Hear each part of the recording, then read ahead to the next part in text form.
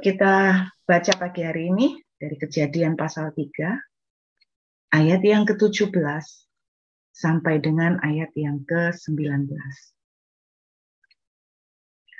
Lalu firman-Nya kepada manusia itu, karena engkau mendengarkan perkataan istrimu dan makan dari buah pohon yang telah kuperintahkan kepadamu, jangan makan daripadanya, maka terkutuklah tanah karena engkau. Dengan bersusah payah engkau akan mencari rezekimu dari tanah seumur hidupmu. Semak duri dan rumput duri yang akan dihasilkannya bagimu, dan tumbuh-tumbuhan di padang akan menjadi makananmu. Dengan berpeluh engkau akan mencari makananmu sampai engkau kembali lagi menjadi tanah, karena dari situlah engkau diambil, sebab engkau debu dan engkau akan kembali menjadi debu. Kata kutuk yang ada di dalam ayat yang ke-17, di dalam Alkitab ada 5 macam kata kutuk yang dipakai, dan masing-masing mempunyai pengertian yang berbeda-beda. Ada 5 macam, yaitu 1, kalal. Saya tidak akan kasih contohnya ya. 1, kalal. Kemudian yang kedua, arar. Yang ketiga adalah Allah. A-L-A-H, huruf kecil ya. Allah. Dan yang keempat adalah nakab. Nakab. Dan yang ketiga, 5 adalah kabab. Wah, waduh, nggak inget Bu. Nggak bawa catatan ya. Ada 5 macam kata kutuk yang dipakai oleh Alkitab, yaitu kalal, kemudian arar, yang ketiga adalah Allah, A-L-A-H, yang keempat adalah nakab, dan yang kelima adalah kabab. Nanti sambil berjalan kita menyusuri firman Tuhan ini sepanjang doa pagi ke depan. Nanti pasti ada kata-kata yang pengertian yang lain yang saya akan input atau masukkan. Saudara, kata kutuk yang dipakai di ayat 17 dari Kejadian pasal 3 adalah dari kata yang kedua, yaitu arar. Arar, A-R-A-R, arar. Apakah arti kata arar? Arti kata arar adalah pahit. Jadi ada 2 pengertian arti kata arar, yaitu pahit. Dan arti kata kedua dari kata arar yang dipakai di ayat 17 ini adalah menghimpit dengan banyak rintangan, hambatan, dan kesulitan. Jadi kata kutuk yang dipakai di sini arar mempunyai pengertian pahit, dan kedua mempunyai pengertian dihimpit, menghimpit dengan banyak rintangan atau hambatan atau kesulitan. Saya mendapatkan satu pengertian bahwa saya teringat kata kutuk di sini adalah pahit. Saya teringat bahwa bagaimana bertahun-tahun yang lalu, sebelum Tuhan memulihkan segala sesuatu dalam kehidupan saya, satu mandat yang Tuhan perintahkan ke saya pada waktu itu adalah untuk menyelesaikan, membereskan kepahitan yang saya punya. Tuhan katakan begini, "Nak, aku mengerti bahwa kamu disakiti, aku mengerti bahwa kamu diperlakukan tidak adil. Kamu bisa menuliskan daftar dari perlakuan-perlakuan tidak adil yang dilakukan oleh orang kepada kamu. Namun, ketika kamu tidak bisa mengampuni, ketika kamu pahit hati, maka firman-Ku berkata, aku pun tidak bisa mengampuni kamu. Dan kalau aku tidak bisa mengampuni kamu, maka otomatis blessing-Ku pun akan terhalang untuk datang kepadamu." Saudara, dari kata kutuk arar ini kita bisa belajar bahwa ternyata kalau kita itu menyimpan kepahitan, kita menyimpan kebencian, ada pahit di dalam hidup kita, maka kita akan menghadapi banyak sekali hambatan, himpitan, kesulitan. Itu sebabnya orang yang menyimpan kepahitan akan sangat-sangat menghalangi blessing dan berkat Tuhan. Nah, pagi ini biar kita boleh merenungkan bahwa Kalau sampai hari ini, mungkin kita bertanya, kenapa berkat itu sulit sekali dalam hidup saya? Mungkin ada akar pahit yang kita sudah simpan dalam hati, sehingga akar pahit itu akan mendatangkan banyak sekali hambatan, banyak sekali himpitan, banyak sekali rintangan, banyak sekali kesukaran dan kesulitan. Itu hal pertama yang kita bisa belajar dari kitab Kejadian pasal 3 ayat 17. Yang kedua, ini hal yang luar biasa yang saya dapatkan beberapa waktu ini. Kejadian pasal 3 ayat yang ke-17 dan sampai 19 ini. Anda lihat, terkutuklah tanah karena engkau. Selama ini kita itu menganggap bahwa kata ini jelas sekali. Akibat dari pelanggaran Adam dan Hawa melakukan dosa, melawan Tuhan, tanah itu yang terkutuk. Saya menangkap dari ayat 17 sampai 19, yang dikutuk itu tanahnya. Tanah itu dikutuk. Sehingga akibatnya apa? Dengan berpeluh, dengan susah payah, Adam harus mengerjakan tanah itu. Memangnya tadi nggak susah payah. Sejak Adam jatuh dalam dosa, tanah itu dikutuk, sehingga Alkitab menuliskan dengan susah payah.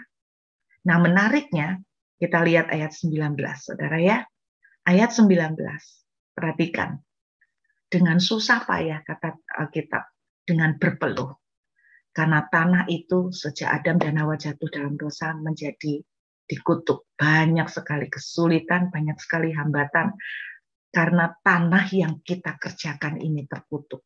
Sehingga engkau susah cari rezeki, kata Alkitab. Kita lihat yuk ayat 19. Dengan berpeluh engkau akan mencari makananmu. Menarik sekali kata makanan di sini berasal dari kata lehem. Saudara ingat kata Bethlehem. Lehem artinya roti. Jadi kata yang dipakai di dalam ayat ini kata lehem. Ini pertama kali muncul kata roti atau lehem. Yuk kita mundur sebentar ke kitab Kejadian pasal yang pertama. Ayat yang ke-29. Kejadian pasal pertama, ayat yang ke-29.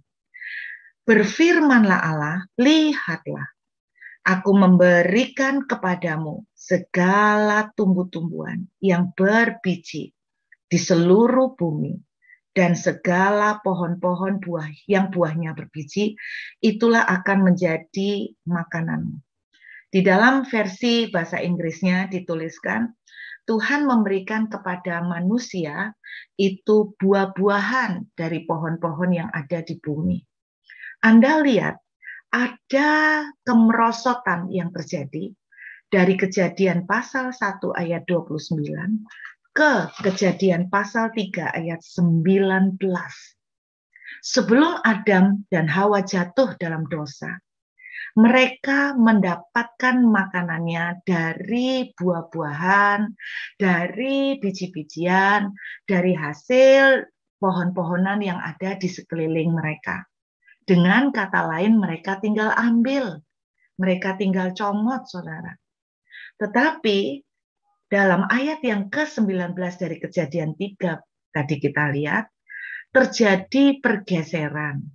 Mereka bukan lagi makan dari pohon, dari buah-buahan yang dihasilkan oleh pohon-pohon itu, tetapi Tuhan mengatakan dengan berpeluh dan bersusah payah kamu akan mencari roti. Apa bedanya kalau kita mengambil buah-buahan dari pohon dengan roti? Bedanya adalah kalau roti itu Anda harus pakai proses. Anda masih harus cari gandum, kemudian gandum masih harus disiangin, kemudian setelah disiangin Anda masih harus proses dengan menumbuknya, menghaluskannya menjadi tepung, kemudian Anda masih harus membuat adonan, Anda harus masih menekan-nekan, menggulung, sampai adonan itu menjadi enak untuk siap menjadi roti. Anda perhatikan, Yang tadi tinggal di-prepare sama Tuhan, tinggal disediakan, saudara dan saya tinggal mengambilnya dari pohon-pohon yang ada, tinggal makan dan menikmati. Di Kejadian pasal 3 terjadi kemerosotan, mulai ada banyak proses yang harus dilakukan. Mulai ada banyak usaha, mulai ada banyak jerih payah yang dilibatkan di dalamnya. Mulai dari mengambil, menyiangi, menumbuk, menggiling, terus kemudian membuat adonan. Anda lihat, terjadi usaha yang semakin nggak mudah. Inilah yang terjadi akibat kutuk itu, saudara. Jadi kutuk atas tanah itu yang membuat terjadi pergeseran. Nah, menariknya, saudara, menariknya, Anda lihat, hari ini kita perjamuan kudus. Menariknya, coba Anda buka kitab Yohanes. Anda buka kitab Yohanes pasal yang ke-6. Kitab Yohanes pasal yang ke-6 ayat yang ke-33 sampai dengan ayat yang ke-35. Perhatikan. Karena roti yang dari Allah ialah roti yang turun dari surga dan yang memberi hidup kepada dunia. Ayat 34, murid-murid ngomong sama mereka. Maka kata mereka kepadanya, Tuhan berikanlah kepada kami roti itu senantiasa. Bukankah ini juga menjadi jeritan banyak anak-anak Tuhan sekarang? Berikanlah roti itu kepada kami senantiasa. Yang dikeluhkan oleh murid-murid kepada Tuhan adalah betapa susahnya Tuhan kami itu cari roti. Betapa beratnya kami itu harus berkeringat dan bersusah payah untuk mendapatkan sesuap makanan, sesuap roti, lehem. Saudara, tetapi kabar gembiranya, Tuhan bilang begini di ayat 35. Kata Yesus kepada mereka, Akulah roti hidup. Barang siapa datang kepadaku, ia tidak akan lapar lagi. Dan barang siapa percaya kepadaku, ia tidak akan haus lagi. Tidakkah saudara bisa melihat di sini?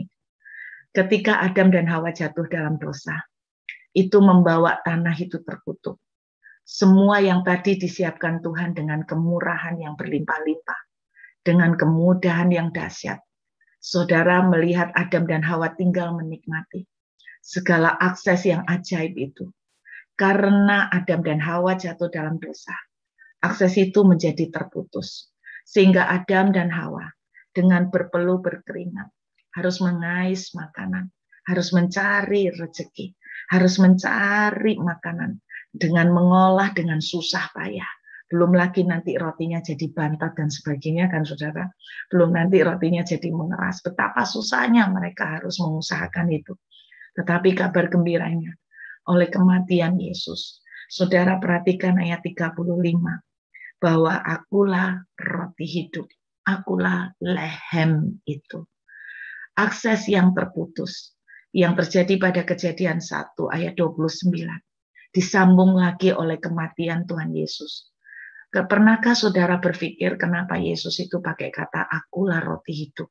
Pernahkah saudara berpikir kenapa dia mengumpamakan dirinya sebagai roti?